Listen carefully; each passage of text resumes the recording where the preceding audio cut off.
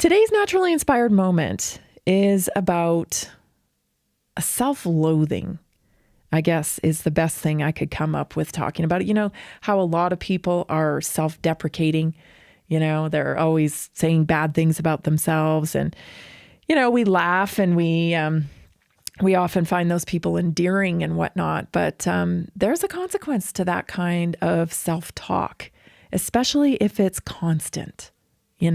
So for today's naturally inspired moment, I want to talk about what self-loathing is and how to detect it in yourself. Okay.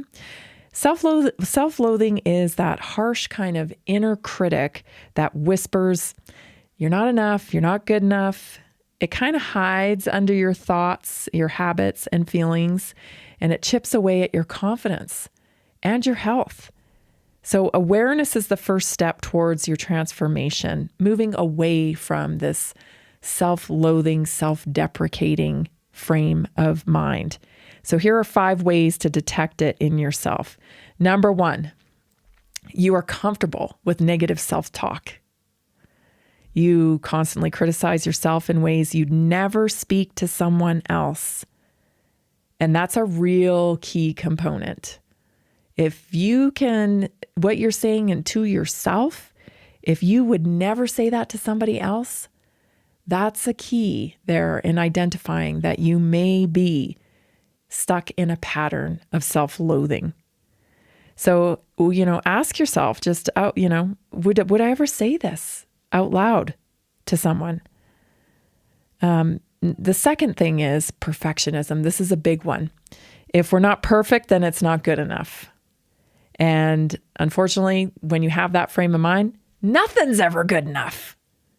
There's always going to be something or somebody to compare yourself to where you can say, see, it wasn't good enough.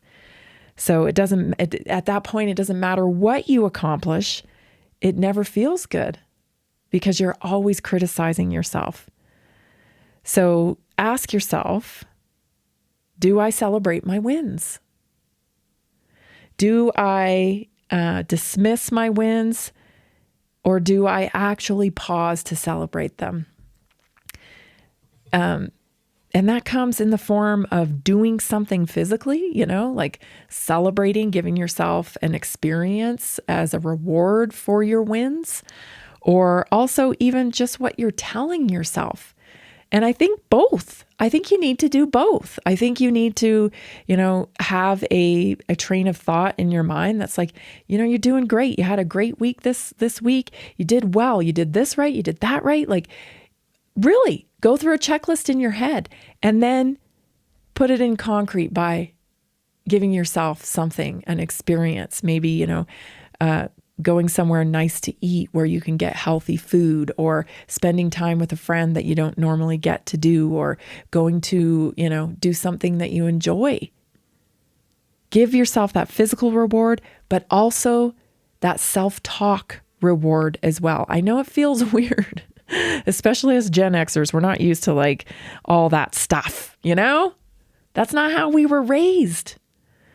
But it's time to face some of those dark points because they're not bringing us the results that we need and want. So it's time to really, I get it. You're not Stuart Smalley here, by gosh, I love myself. I get it. It's hard to be that way. But check yourself with your negative talk, right? Because it's not steering you in the direction to the results that you want. And there's nothing wrong with saying and congratulating yourself. Like, yeah, I did well this week. That was good when I did this. That was great when I did that. There's nothing wrong with that. And it's necessary, especially if we want to keep going in the same direction and change the current circumstances that we have. Number 3, avoiding care for yourself. This is a big one. Skipping meals or eating, whatever's kind of around. That's a sign that you're not caring for yourself. Ignoring that you need to rest, or denying yourself joy or joyful experiences because you don't feel worthy. You don't feel like you've earned it. You don't feel like you deserve it. So ask yourself, am I treating myself in ways that shows that I value myself? Or am I choosing punishment? Am I choosing punishment? It can be as simple as we have to do a lot of chores in life, right? Sometimes it feels like, I got more chores, especially when you live on a farm like I do. It feels like, more chores. I got to go do this. I got to go do that.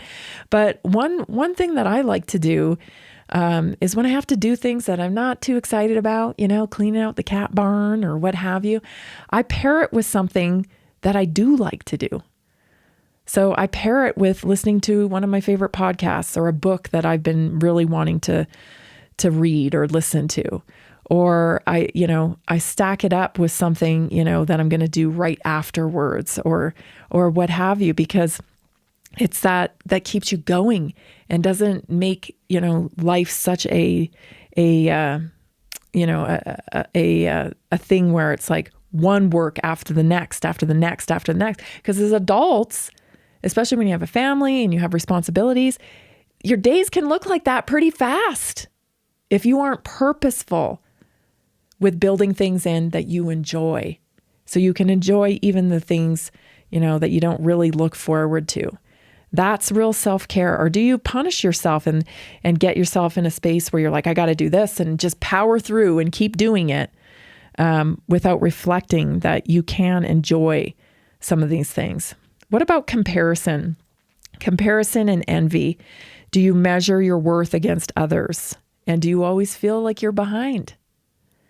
That's a really good sign that you are practicing too much self-loathing. Comparing yourself to others it's never gonna amount to anything good. It's pointless. The best thing to compare yourself to, if you feel like you have to compare yourself, to measure where you're at, compare yourself to your old self. That's where you're really going to find some appreciation for yourself. Compare yourself to yesterday. Compare yourself to the day before. Envy. Envy's not going to get you anywhere. And the thing about envy is that in today's world, you got no idea what's true. You got no idea what's real. So you're watching people on social media and you're thinking, wow, I wish I had that. Or I wish, my life was like that. And chances are there's like a grain of salt of truth in what you're seeing.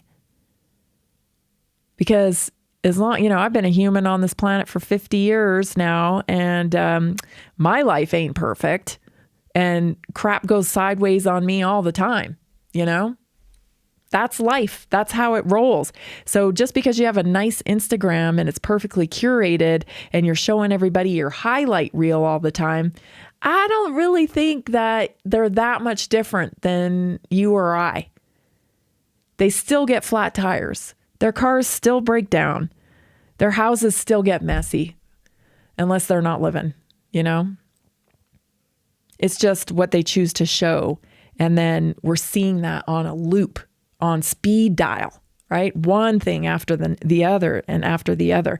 So envy's a waste of time. There's no way of knowing, even if what you think you're perceiving has any reality to it whatsoever. So don't waste your time on that. Don't measure your worth against others. Ask yourself, am I letting someone else's path define mine? Well, they did it this way. That's an easy one to do, right? Well, they did it that way and they got this result. And, I can't take that path because I don't have that or this or whatever. You have no idea what that path really looked like either. Because almost everything, especially in health, it's not linear. It goes up, it comes down, it goes around, it drops off, it comes back. It's just nothing. Almost nothing is linear when it comes to working through a process and getting better results. Number 5 is self-sabotage. You abandon your goals, you push away good things, or you create chaos when life is actually flowing. Ask yourself, am I afraid of success because I don't believe I deserve it? Awareness is power. Once you can see these patterns, you can choose compassion over criticism. We'll be right back.